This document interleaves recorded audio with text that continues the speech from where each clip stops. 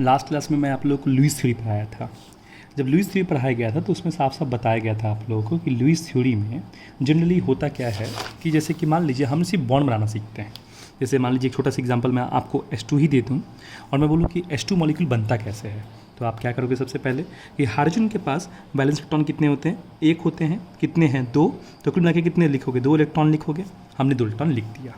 अब बताइए हाइड्रोजन कितने हैं, 2 हैं, तो यहाँ पे लिखिए 1 और 1 ऐसे लिखिए। सबसे पहले एक बात याद रखिएगा, 2 एटम के बीच में सिंगल बॉन्ड बनाते हैं, तो हमने बना दिया एक सिंगल बॉन्ड और ये है सिंगल बॉन्ड सिग्मा बॉन्ड। याद रखिएगा पहला बॉन्ड है, पहला बॉन्ड सिंगल बॉन्ड और सिग्मा बॉन्ड बनता है, याद रखिएगा। तो यहाँ पर क्या हो गया, एक डॉट और यहाँ पर एक डॉट होगा, तो हालांकि कितने हो गए, एक बॉन्ड में 2 इलेक्ट्रॉन हो गए, ये आपको मालूम चल गया।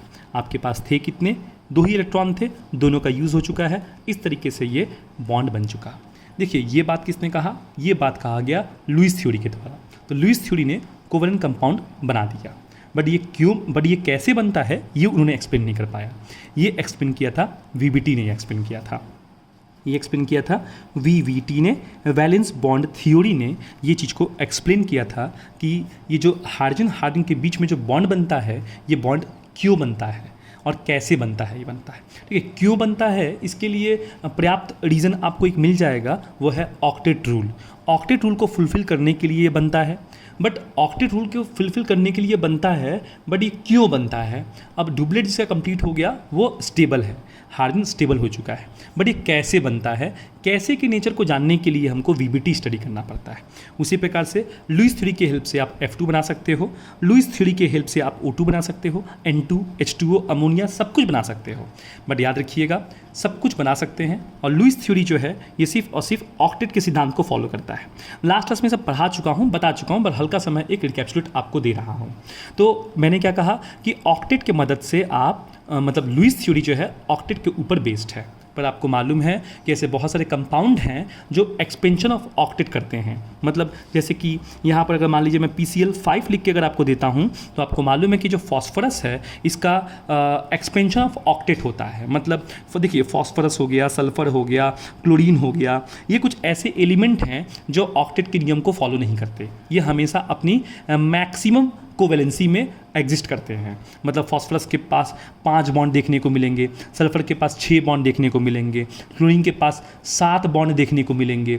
अगर किसी के पास 7 बॉन्ड है मतलब 14 इलेक्ट्रॉन है, किसी के पास 6 बॉन्ड है मतलब 12 इलेक्ट्रॉन है, किसी के पास 5 बॉन्ड है मतलब उसके पास 10 इलेक्ट्रॉन है। तो इससे क्या मालूम चला, सर ऑक्टेट तो फॉलो नहीं हो रहा है ना, क्योंकि ऑक्टेट के लिए तो 8 इलेक्ट्रॉन चाहिए, मतलब यहाँ पर हुआ है एक्सपेंशन ऑफ ऑक्टेट।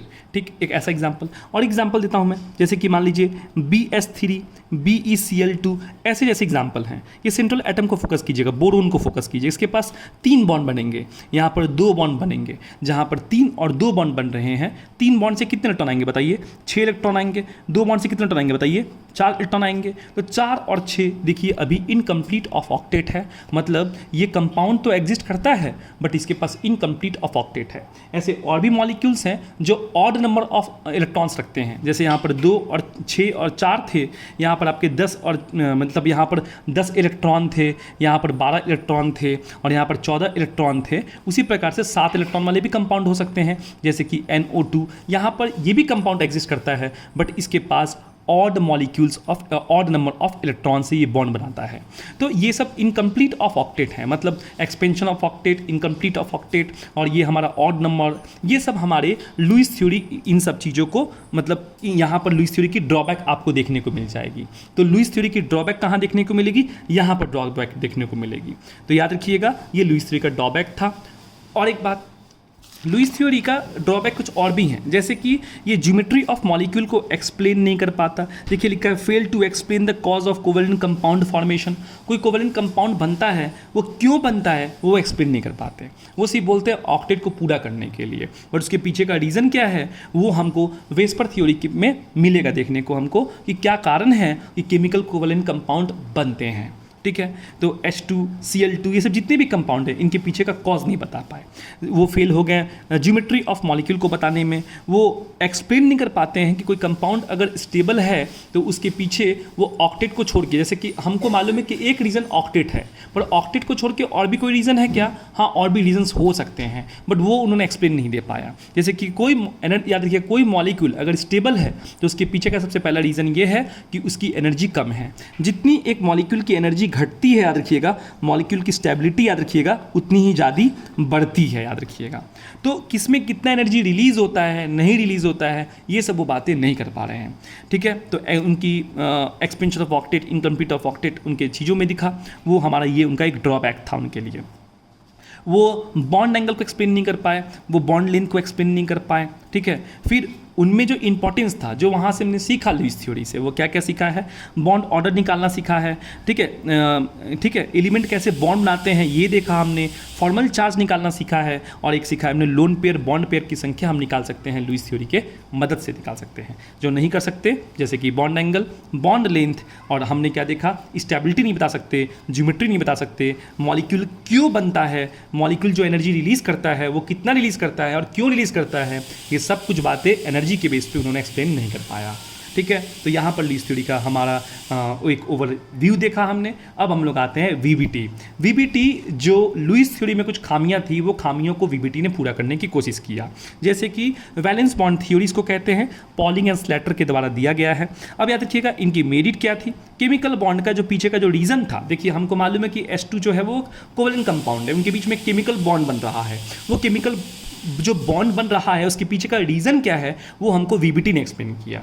ठीक ना, लुईस साहब तो सिर्फ हमको ये बोल के चलेगा कि ऑक्टेट को पूरा करने के लिए बनता है, बट वीबीटी में पता चलता है कि ये क्यों ऐसा करते हैं, इनमें क्या ऐसी प्रॉपर्टी है। तो ये बोलते हैं कि overlap of incomplete field of atomic orbitals between two atoms. ये बोलते हैं कि जो एटम है, हाइड्रोजन और हाइड्रोजन, उनके पास एक ऑर्बिटल्स होंगे, उन ऑर्बिटल में जो इलेक्ट्रॉन्स होंगे वो इनकम्प्लीट फील्ड होंगे। अगर इनकम्प्लीट फील्ड होंगे तो उनमें ओवरलैप होगा, और उनके ओवरलैप से एक बनेगा बॉन्ड हमारा, जिसे हम केमिकल बॉन्ड कहते हैं। तो केमिकल बॉन्ड का आंसर जो है, मतलब ये कैसे बना, ये हमें समझ में आया। इन्होंने ये भी एक्सप्लेन किया, जो केमिकल बॉन्ड होते हैं वो दो प्रकार के होते हैं, एक सिग्मा बॉन्ड होते हैं, एक पाई बॉन्ड होते हैं। और सिग्मा बॉन्ड बनता कैसे है? ये बॉन्ड बनता है हेड टू हेड कलीशन से। और पाई बॉन्ड बनता कैसे है? ये पैरेलल क्या बोलते हैं, ये आपकी पैरेलल ओवरलैप से बनता है, parallel overlap of atomic orbital से बनता है। ये head to head atomic orbital, मतलब ये भी ओवरलैप है बच्चा, ये भी ओवरलैप है, बट ये ओवरलैप जो है वो हेड टू हेड है, ये ओवरलैप है, ये पैरेलल ओवरलैप है। किसका पैरेलल ओवरलैप है? एटम का पैरेलल ओवरलैप है, एटॉमिक ऑर्बिटल्स की पैरेलल ओवरलैपिंग। बताता हूँ ये कैसे होता है, थोड़ा सा पहले आप लोग स्टडी कर लीजिए, सुन लीजिए कि क्या होता है असल में वीबीटी। तो सिग्मा बॉन्ड बनता है और पाई बॉन्ड बनता है। तो वीबीटी की हेल्प से सिग्मा बॉन्ड और पाई बॉन्ड हम बनाना सीखते हैं, याद रखिएगा, लुईस की हेल्प से नहीं सीखते हैं, याद रखिएगा। और जो हमारा पाई बॉन्ड बनता है उसके वो कैसे बनता है? तो पैरेलल ओवरलैपिंग से बनता है, या साइड बाय साइड ओवरलैपिंग से बनता है, या लैटरल ओवरलैपिंग से बनता है। सिग्मा बॉन्ड कैसे बनता है? Head to head overlapping of atomic orbital से बनता है, याद रखिएगा। और एक बात, resonance delocalisation of electron, electron में जो इलेक्ट्रॉन है, मतलब कंपाउंड जो हम बनाएंगे, जो मॉलिक्यूल बनाएंगे केमिकल कंपाउंड, उसमें इलेक्ट्रॉन जो है रेजोनेंस किस तरीके से शो करता है, ये भी हम वीबीटी के हेल्प से ही देख पाते हैं। क्योंकि याद रखिएगा, रेजोनेंस के लिए पाई बॉन्ड का अनिवार्य है, लोन पेयर का अनिवार्य है, बॉन्ड पेयर का अनिवार्य है, और ये सब कुछ हम लोग पहले तो लुईस थ्योरी से हम लोग लोन पेयर बॉन्ड पेयर निकालना सीख लिए थे, और पाई बॉन्ड की जो प्रॉपर्टी थी वो हम वीबीटी में देख लेते हैं, जिस तरीके से हम रेजोनेंस को बना सकते हैं आराम से। तो वीबीटी के हेल्प से हमने किसी भी मॉलिक्यूल के रेजोनेटिंग फिगर बना सकते हैं। इनकी कुछ डेमेरिट थी जो इन्होंने नहीं बता पाया, जैसे कि मॉलिक्यूल की शेप नहीं बता सकते, मॉलिक्यूल के बीच का बॉन्ड एंगल नहीं बता सकते, कोई मॉलिक्यूल अगर कलर्ड है तो कलर्ड क्यों है वो ये बता नहीं सकते। फिर से ये इनकी जो थ्योरी है ये कोऑर्डिनेट कंपाउंड के लिए वैलिड नहीं है। कुछ ऐसे कंपाउंड है जो कोऑर्डिनेट बॉन्ड बनाते हैं, आगे जाके पढ़ेंगे कोऑर्डिनेट बॉन्ड क्या होता है, उसमें हमको ये देखने को मिलेगा। तो चलिए अब हम लोग आते हैं, ये थोड़ा सा H2 मॉलिक्यूल्स के ऊपर आते हैं। तो अगर मैं H2 मॉलिक्यूल की बात करूँ आपसे, तो ये हमारा H2 मॉलिक्यूल है। अब आपको मालूम है कि H2 जो मॉलिक्यूल है वीबीटी के हेल्प से कैसे बनता है, वो मैं आपको थोड़ा बता देता हूँ। देखिए हाइड्रोजन की कॉन्फ़िगरेशन क्या होगी, 1s1 होगी, ये भी रही 1s1। आपको मालूम है कि ये एक एटॉमिक ऑर्बिटल है हमारा। तो इस ऑर्बिटल में हम लोगों ने ये देखिए सब एटॉमिक ऑर्बिटल, ये सब जो कॉन्सेप्ट हैं ये सब हम लोगों ने स्ट्रक्चर ऑफ एटम में सीख चुका है ऑलरेडी। तो होप सो ये आप लोग को मालूम होगा। तो ये आपकी एक एटॉमिक ऑर्बिटल जिसमें एक इलेक्ट्रॉन आपको दिया हुआ है, और ये एक इलेक्ट्रॉन मैंने बना दिया। ये एक सिंगली हाफ फिल्ड या इनकम्प्लीट ऑर्बिटल है। है। यहाँ पर भी आप देख सकते हैं 1s1 है, ये एक इनकम्प्लीट सिंगली फील्ड ऑर्बिटल है। दोनों की जो इलेक्ट्रॉन की जो स्पिन है वो एक दूसरे से ऑपोजिट है, ये ऊपर की तरफ, ये नीचे की तरफ। अब ये क्या करेंगी, एक दूसरे से ओवरलैप करेंगी और ये अपनी डुबलेट को पूरा करेंगी। वहाँ पर हमने लुईस थ्योरी में डायरेक्ट देखा था, पर यहाँ पर हम रीजन देख पाते हैं क्योंकि असल में इनके जो एटॉमिक ऑर्बिटल्स होते हैं वो इनकम्प्लीट है। अपने आप को कंप्लीट करने के लिए जो वो लोग ओवरलैप करते हैं और ओवरलैप करके पहला बॉन्ड, सिंगल बॉन्ड और सिग्मा बॉन्ड बनाते हैं ये लोग। तो इस तरीके से हम लोग वीवीटी की हेल्प से सिग्मा बॉन्ड को देख पाते हैं। ये जो सिग्मा बॉन्ड का जो फॉर्मेशन है इसको थोड़ा सा हम लोग कुछ 3D फेस में देखते हैं, थोड़ा सा क्वांटम के नज़र से देखते हैं थोड़ा सा। देखिए ये जो मैंने ये जो प्लस बीच में प्लस प्लस लिखा है, ये जो गोल सा बनाया है, असल में ये एस सबसेल का ये हमारा शेप है। हमको मालूम है कि एस सबसेल जो होता है वो स्फेरिकल होता है, तो ये हमारा स्फेरिकल है। इस बीच वाले को न्यूक्लियस मत समझिएगा, ये समझिएगा ये पॉजिटिव फेस में है। दोनों अगर पॉजिटिव फेस में है मतलब दोनों के दोनों अगर सेम फेस में है, इसी को मैंने ऐसे बना के दिखाया है। देखिए ये जो हमारा फेस है इसको मैंने ऐसे बना के दिखाया है, इसको मैंने ऐसे बना के दिखाया है। ये दो जो वेव हैं इसको वेव फंक्शंस कहते हैं, हालांकि आप बाद में क्या पढ़ेंगे वेव फंक्शन किसे कहते हैं। ये दो वेव जो हैं ये दोनों के दोनों देखिए सेम फेस में है, मतलब कंस्ट्रक्टिव फेस में है। मतलब इसको अगर इसके ऊपर ओवरलैप करूंगा तो ये जो मैग्नीट्यूड आप देख रहे हैं ये और बड़ी हो जाएगी और आप देख सकते हैं ये बड़ी हो चुकी है। तो ये जो दोनों के मिलने से जो वेव बना, जो प्रोडक्ट बना वो और ज़्यादा बड़ा बन गया, मतलब इसे हम लोग कहते हैं कंस्ट्रक्टिव फेज बोलते हैं। याद रखिएगा डिस्ट्रक्टिव किसे कहते हैं। अभी कंस्ट्रक्टिव का मतलब क्या होता है, देखिए कोई चीज़ मिलेगा तभी मिलेगा जब उसमें ओवरलैपिंग सही तरीके से होगा। तो ये तरीका है सही होने का। अगर मैं यहाँ पर प्लस लिखा हूँ, देखिए ये जो साइड आप देख पा रहे हो ना, ये वाला जो देख पा रहे हो ये जो फेस है, इसी फेस को मैंने ऐसे गोलाकार बना के प्लस दे दिया है। और ये जो माइनस देख रहे हैं नीचे वाला जो मैं दिया हूँ इस फेस को, इसको मैंने यहाँ पर माइनस बना दिया है। ये मत समझिएगा कि ये न्यूक्लियस और न्यूक्लियस है, ऐसा कुछ नहीं है। हमारा जो इलेक्ट्रॉन है वो कभी पॉजिटिव फेस में होता है तो कभी नेगेटिव फेस में होता है। अभी पॉजिटिव फेस नेगेटिव फेस क्या है ये बाद में स्टडी करेंगे, बस इतना जान के रखिएगा कि इसको हम लोगों ने इस 3D मतलब क्वांटम मैकेनिक्स के फॉर्म में ग्राफिकल रिप्रेजेंटेशन ऐसे किए हैं हम लोगों ने। तो ये प्लस है मतलब दोनों के दोनों सेम फेस में है, और ये प्लस मतलब इनको ऐड करना है, इनको ऐड करेंगे तो एक बड़ा सा फेस बन जाएगा, बड़ा सा वेव बन जाएगा। ये चारों तरफ मैंने प्लस भर दिया है, इसलिए भरा है क्योंकि आपको मिसअंडरस्टैंडिंग ना हो कि बीच में आपको ना लगे कि ये न्यूक्लियस है। तो बीच में ये न्यूक्लियस नहीं है, याद रखिएगा। ये इस तरीके से ये सेम फेस वाले हमारे यहां पर है और इससे बन गया सिग्मा बॉन्ड। अब देखिए यहां पर माइनस है, यहां पर माइनस है। अब ये मतलब नीचे वाले माइनस माइनस ये दोनों भी मिलेंगे, दोनों सेम फेस में है। इसको उठा के इसके ऊपर रखिए, देखिए जो है ये माइनस, ये जो भी फेस है मिलके एक बड़ा फेस बन जाएगा। तो ये माइनस है, ये माइनस है, तो ये फेस और ये फेस दोनों मिल गया बेटा और मिलके एक बड़ा सा बन गया फेस। तो ये है न्यूक्लियस का, ये दोनों के दोनों ही सिग्मा बॉन्ड बनाते हैं। तो सिग्मा बॉन्ड असल में आपने कैसे स्टडी किया, पहले आपने देखिए एटॉमिक ऑर्बिटल को देख के बनाया, फिर मैंने आपको दिखाया क्या, कुछ वेव के फॉर्म में दिखाया और कुछ ग्राफ के फॉर्म में दिखाया मैंने। ये है शेप के फॉर्म में, ये कह सकते हैं ये दोनों प्लस प्लस मतलब सेम फेस में है, माइनस माइनस है और बीच में प्लस है मतलब ये लोग सेम फेस में हैं। तो सेम फेस में बॉन्डिंग होती है, ये सिंगल बॉन्ड, पहला bond, sigma bond, single bond जो है ये सेम फेस में होके बनती है। तो एटॉमिक ऑर्बिटल्स को सेम फेस में होना कंपलसरी है, तभी जाके एक सिग्मा बॉन्ड बनता है, याद रखिएगा। तो सर आप मुझसे पूछ सकते हैं सेम फेस, अगर डिफरेंट फेस होता तो क्या होता। डिफरेंस फेस का मतलब ये होता है कि मान लीजिए अगर मैं आपको दिखाता हूँ, ये है हमारा प्लस और ये है प्लस हमारा, बट ये दोनों के बीच में मैंने माइनस डाल दिया है। सर इसका मतलब क्या हो गया, जैसे कि मान लीजिए मैं अगर आपको ग्राफ के फॉर्म में दिखाऊं तो मान लीजिए अगर ये ऐसा है, ये पॉजिटिव है, ये नेगेटिव है, तो इसके लिए मैंने ऐसा बनाया, इसके लिए देखिए कैसा बना, ये माइनस लिखा मैं, और इसके लिए देखिए मैं कैसा बनाता हूँ, इसके लिए सर ये हमारा ऐसा है। तो बड़े ध्यान से देखिए, आप क्या देख रहे हैं, यहाँ पर प्लस है और प्लस है, पर दोनों डिफरेंट फेस में है। अगर ये ऊपर की तरफ में है तो देखिए इसका प्लस नीचे की तरफ में, ये माइनस अगर ऐसा है, ठीक, या आप इसको माइनस ही पकड़ लीजिए, कोई दिक्कत नहीं, यहाँ आप प्लस पकड़ लीजिए। तो आप ऐसे बना सकते हैं, प्लस प्लस डिफरेंट फेस में बना सकते हैं। प्लस प्लस तो है बट डिफरेंट फेस में है, यहाँ पे आप प्लस कर दीजिए लीजिए और यहाँ पे माइनस कीजिए, ये रहा, देखिए इसका प्लस ऊपर की तरफ में, इसका प्लस नीचे की तरफ में, तो दोनों डिफरेंट फेस में हो गए, इसलिए मैंने बीच में माइनस दे दिया।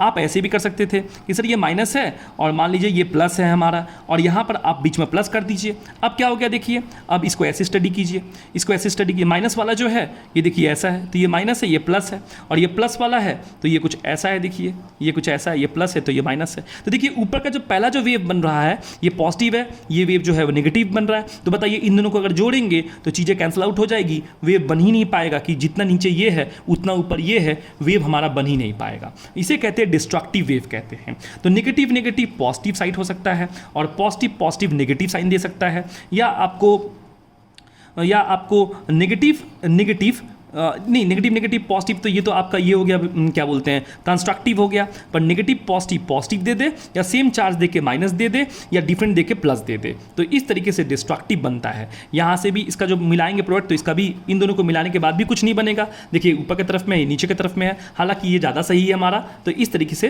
पूछा जा सकता है। तो यहाँ से भी कुछ प्रोडक्ट नहीं बना, यहाँ से भी कुछ प्रोडक्ट नहीं बना, मतलब इन दोनों के मिलने से कुछ नहीं बना, क्योंकि दोनों पॉजिटिव तो हैं बट डिफरेंट फेस में है, माइनस में है। ये दोनों देखिए पहले, ये दोनों प्लस साइड में है, ये देखिए प्लस दिया गया है, दोनों को जोड़ना है, पर दोनों का दोनों फेस क्या है बताइए मेरे को, दोनों का दोनों फेस क्या है, ये नीचे की तरफ में, तो ये ऊपर की तरफ में है, तो ये पहले से डिस्ट्रक्टिव है हमारा। तो डिस्ट्रक्टिव का मतलब क्या होता है, दो तरीके से आप डिस्ट्रक्टिव को डिफाइन कर सकते हो, पर अल्टीमेट प्रोडक्ट कुछ नहीं बना। इसका मतलब यहाँ पर जो बॉन्डिंग बनता है उसको सिग्मा स्टार कहते हैं, सिग्मा स्टार कहते हैं, मतलब सिग्मा बॉन्ड का एंटी फेस बन रहा है। देखिए वो था सेम फेस, ये है डिफरेंट फेस, वह है सिग्मा, यह है एंटी सिग्मा। तो याद रखिएगा एंटी सिग्मा बॉन्ड ऐसे बनता है। तो एंटी सिग्मा बॉन्ड याद रखिएगा एटॉमिक ऑर्बिटल का डिफरेंट फेस में होने से बनता है। ये पॉजिटिव पॉजिटिव नेगेटिव है, प्लस प्लस वाले हैं बट नेगेटिव साइड, एक पॉजिटिव बट ये नेगेटिव साइड में है, तो ये पॉजिटिव साइड में है। ठीक, यहाँ पर देखिए ये माइनस प्लस है, ये माइनस प्लस में है, ये दोनों डिफरेंट फेस के एटॉमिक ऑर्बिटल नहीं मिल सकते, तो इससे भी सिग्मा बॉन्ड नहीं बन सकता। तो एंटी सिग्मा बनने के दो कंडीशन याद रखिएगा, और सिग्मा बनने की भी दो कंडीशन है। वो कौन कौन से हैं याद रखिएगा। तो वो आपका कुछ ऐसे पता चलता है कि पॉजिटिव पॉजिटिव देखिए सेम फेस है, नेगेटिव नेगेटिव भी पॉजिटिव है, मतलब सेम फेस में है। तो नेगेटिव नेगेटिव साइन हो, देखिए नेगेटिव नेगेटिव साइन है, सेम फेस में है, पॉजिटिव पॉजिटिव है, सेम फेस में है, तो भी सिग्मा बन सकता है हमारा। तो यही याद रखिएगा सिग्मा बॉन्ड, और ये वीबीटी के हेल्प से हम समझते हैं। और वीबीटी ने एक्सप्लेन किया था कि सिग्मा बॉन्ड बनता कैसे है और क्यों बनता है। ये हो गया, ठीक। अब इधर आते हैं हम लोग। इधर मैं थोड़ा सा एक्सप्लेन किया हूँ कि देखिए अगर प्लस प्लस है, सेम फेस है बट डिफरेंट, मतलब सेम ऑर्बिटल्स है हमारे, बट फेस देखिए डिफरेंट है। देखिए डिफरेंट फेस है, देखिए यहाँ पर डिफरेंट फेस है, तो डिफरेंट फेस लिखने का ऐसे ही तरीका है, plus plus minus, minus minus minus, plus minus plus लिख सकते हैं। ये सब डिफरेंट फेस है। यहाँ से एंटी सिग्मा बनता है, याद रखिएगा। एंटी सिग्मा के जो anti sigma, sir anti sigma बन जाए तो क्या होगा, एंटी सिग्मा बन जाए दो एटम के बीच में, तो वो याद रखिएगा वो हाई एनर्जी और अनस्टेबल वाले मॉलिक्यूल होते हैं। तो ये पॉसिबल नहीं है कि कोई कंपाउंड हाई स्टेबल वाला और हाई स्टेबल मतलब हाई एनर्जी वाला हो और अनस्टेबल हो। जिसके पास हाई एनर्जी होगी वो अनस्टेबल होगा, ये तो फिक्स्ड है, याद रखिएगा। इसी प्रकार से जैसे मैं आपको H2 समझाया कि H2 कैसे VBT से बनता है, वैसे ही मैं समझा सकता हूँ कि आपको कि HF कैसे बनता है। हाइड्रोजन फ्लोराइड, देखिए हाइड्रोजन का कॉन्फिगरेशन 1s1 लिख दिया है, फ्लोरीन का लिख दिया है मैंने 1s2 2s2 2p5 लिख दिया है। तो हाइड्रोजन की कॉन्फिगरेशन क्या होगी बताइए मेरे को, एक बॉक्स बनाएंगे और एक इलेक्ट्रॉन दे देंगे आप। वैसे फ्लोरीन की बात करूंगा तो 1s2 2s2 2p5 लिखेंगे, तो 5 इलेक्ट्रॉन है। देखिए मैंने एक बॉक्स बनाया और 5 इलेक्ट्रॉन भरा, यहाँ पर हमारा सिंगल हाफ फील्ड इलेक्ट्रॉन्स हैं, हाइड्रोजन का already single half field orbitals हैं। इसका S और इसका P ये दोनों क्या करेगा, ओवरलैप करेगा, क्योंकि इससे इन दोनों का क्या हो जाएगा, जो एटॉमिक ऑर्बिटल है जो सिंगली हाफ फील्ड है वो फील्ड हो जाएगा। तो इस तरीके से S और P मिलके भी याद रखिएगा सिग्मा बॉन्ड बन सकता है। अब S होता कैसे है, S स्फेरिकल होता है। P कैसा होता है, P आपको मालूम है डम्बल शेप होता है। देखिए S का सेम फेस वाला, P का सेम फेस वाला, ये दो सेम फेस मिल जाएंगे, एक बड़ा ऑर्बिटल बन जाएगा। ये माइनस, ये जो नेगेटिव फेस में था ये छोटा हो जाएगा, तो ये नेगेटिव फेस है, याद रखिएगा, ठीक है। और इस तरीके से एक सिग्मा बॉन्ड और बन गया। तो आपने क्या देखा, इस तरीके से सिग्मा बॉन्ड बन सकता है, S मिलके, ठीक है, सेम फेस में प्लस प्लस का हो या माइनस माइनस का हो, और S और P ऑर्बिटल मिलके भी सिग्मा बॉन्ड बना सकता है हमारा इस तरीके से। ये भी एंटी सिग्मा हो सकता था बच्चे, कैसे, अगर मान लीजिए S सब सेल है और ठीक इसी को उल्टा कर दीजिए P वाले का, इसका माइनस कर दीजिए, यहाँ प्लस कर दीजिए, इसको जोड़ दीजिए। देखिए अब एंटी फेस हो गया, ये हो गया P ऑर्बिटल का माइनस वाला फेस इधर है, और ये हो गया S सब सेल का प्लस वाला इधर है, तो इसे एंटी बॉन्डिंग कहते हैं, ये सिग्मा स्टार बन जाएगा। बट यहाँ पर देखिए इसका भी प्लस, इसका भी प्लस, दोनों प्लस प्लस मिलके एक बड़ा सा देखिए प्लस वाला बन गया, सेम फेस वाला बन गया हमारा वेव फंक्शन। तो यहाँ से जो बॉन्ड बनता है वो सिग्मा बॉन्ड बनता है, याद रखिएगा ये बात। तो हमने क्या देखा कि HF के बीच में भी जो बनता है वो सिग्मा बॉन्ड बनता है, बट उसके बीच में जो बॉन्ड बनता है, जैसे कि ये हाइड्रोजन और फ्लोरीन के बीच में जो बॉन्ड बनता है, ये बॉन्ड में 2 इलेक्ट्रॉन तो जरूर हैं, बट कौन से ऑर्बिटल के हैं, तो ये मालूम चल गया S का हाइड्रोजन के लिए S है और फ्लोरीन के लिए P का है। मतलब याद रखिएगा इसमें S और P के ऑर्बिटल्स इसमें रखे हुए हैं। तो इस तरीके से आपको पता चला कि यहाँ पे सिग्मा बॉन्ड तो बना है sir, but S and P के मिक्सिंग से एटॉमिक ऑर्बिटल बना हुआ है। तो इतने डेप्थ के कॉन्सेप्ट जो है हम लोग VBT के हेल्प से सीख पाते हैं। ऐसे ही अगर आपको कोई F2 दे दे, F2 भी बना सकते हैं आप। F2 में आपको मालूम है कन्फिग्रेशन फ्लोरीन की क्या होती है, 1s2 2s2 2p5 होती है, यहाँ पर 1s2 2s2 2p5 है। ये सब तो फुलफिल्ड है, देख सकते हैं यहाँ पर 5 इलेक्ट्रॉन, यहाँ पर 5, यहाँ पर भी एक इलेक्ट्रॉन की कमी है। तो चलिए इन सबको थोड़ा बना देते हैं डायग्राम। तो 2s2 को बनाया हमने ऐसा, 2p5 को बनाया ऐसा और 2p5 को नीचे बनाया ऐसा। अब यहाँ पर आपको मालूम है सिंगली फिल्ड इलेक्ट्रॉन्स हैं, ये दोनों आपस में म्यूचुअल शेयरिंग करेंगे और अपने हाफ फिल्ड एटॉमिक ऑर्बिटल को फुलफिल में तब्दील कर देंगे। तो फुलफिल में तब्दील कर दिया। याद रखिएगा ये मान लीजिए ये pz है, ये भी मान लीजिए pz है, ये px py ये pz, तो ये pz क्या करेगा, ओवरलैप करेगा। तो ये pz ओवरलैप किया और देखिए प्लस प्लस सेम फेस में है, ओवरलैप करके एक बड़ा सा फेस बना दिया, तो ये बना दिया सिग्मा बना दिया। तो इस तरीके से सिग्मा बॉन्ड को आपने एक तरीके से और देखा कि सिग्मा बॉन्ड बन कैसे सकता है। तो ये pz है, तो सिग्मा बॉन्ड pz में ही बनाया। याद रखिएगा pz है प्लस pz है, तो ये जेड एक्सिस में ही सिग्मा बॉन्ड बनाएगा, ये बात जान के रखिएगा। pz है तो pz, हालांकि आप px भी दे सकते थे, अगर px होता तो याद रखिएगा x एक्सिस में ही वो सिग्मा बॉन्ड बनाएगा। कौन सा एक्सिस में, x एक्सिस में ही, y में नहीं, z में नहीं, अपने एक्सिस में। अगर मान लीजिए आप py लिखते तो कोई दिक्कत नहीं है, py भी सिग्मा बॉन्ड बनाएगा, बट किस में, y एक्सिस में, ये z एक्सिस में, ये x एक्सिस में, सब के सब अपने ही एक्सिस में बनाएंगे सिग्मा बॉन्ड। किसी और एक्सिस में कीजिएगा तो सिग्मा नहीं बल्कि पाई बन जाएगा। अब वो कैसे बनता है हम आपको पढ़ाएंगे आगे। तो इस तरीके से आपको पता चला कि सिग्मा बॉन्ड आप 3 तरीके से बना सकते हो। आपको 3 प्रकार का मैंने एग्जाम्पल दिया, कौन कौन सा, एक एग्जाम्पल दिया H2, दूसरा एग्जाम्पल दिया मैंने HF, तीसरा एग्जाम्पल दिया मैंने F2। S2 में आपने क्या देखा, आपने देखा S और S, कौन सा ऑर्बिटल, 1s 1s, यहाँ पर 1s ऑर्बिटल के और 1s ऑर्बिटल के ओवरलैप करने से बनता है H2। इसमें आपने क्या देखा, हाइड्रोजन का 1s और फ्लोरीन का 2p5, ये ऑर्बिटल क्या किया, ओवरलैप करके बना दिया हाइड्रोजन के बीच के सिग्मा बॉन्ड। फ्लोरीन में आपने क्या देखा, p और p, इसका भी 2p इसका भी 2p5 इलेक्ट्रॉन था, याद कीजिए, और इससे बन गया सिग्मा बॉन्ड। तो हम ओवरऑल क्या एक व्यू दे सकते हैं कि सिग्मा बॉन्ड जो है हमारा वो कैसे बन सकता है, s और s के ओवरलैप से बन सकता है, s और p के ओवरलैप से बन सकता है, और p और p के ओवरलैप से बन सकता है। जो एग्जांपल मैंने H2, HF और एक मैंने आपको N2, शायद ये N2 था, ये F2 था, सॉरी, हाँ, तो F2 के एग्जाम्पल से दिया। हालांकि कोई ज़रूरी नहीं कि आप F2 दे सकते हो, आप N2 भी दे सकते हो, उसमें कोई दो राय नहीं है, ठीक है। तो H2 हो, HF हो या F2 हो, इस तरीके से हमने सिग्मा बॉन्ड बनाया और इस तरीके से VBT सिग्मा बॉन्ड को दिखाता है कैसे बनता है। नेक्स्ट क्लास में हम लोग देखेंगे कि VBT के हेल्प से पाई बॉन्ड हम कैसे बनाते हैं। तब तक के लिए याद रखिएगा VBT के हेल्प से हम लोग याद रखिएगा H2, F2, O2, N2, H2O, HF, इन टाइप के मॉलिक्यूल को हम लोग दिखा सकते हैं कोवेलेंट कंपाउंड बनता कैसे है। तो आगे जाके हम डिस्कस करेंगे नेक्स्ट क्लास में कि इन सब के बारे में कि VBT कैसे बनाता है पाई बॉन्ड, और VBT में क्या ऐसी कमियां हैं या VBT में क्या कॉन्सेप्ट ऑफ हाइब्रिडेशन का क्या रोल है, ये हम देखेंगे।